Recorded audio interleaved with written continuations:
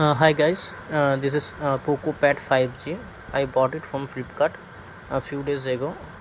So um, yeah, but this pad is literally good for other things, but the multimedia for this is very bad. The sound quality is very poor. It's hurt my ears. So guys, if you think to buy this tablet for multimedia, don't buy it. The sound quality is really disappoint you.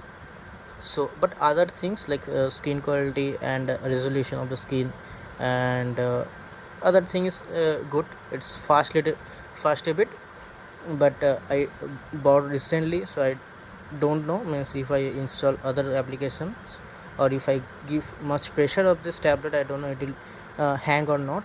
But till now other this the experience is good, but the sound quality is literally bad. So think twice before buy this tablet if you wanted to experience multimedia. So the sound quality literally is disappointing. This is literally very bad.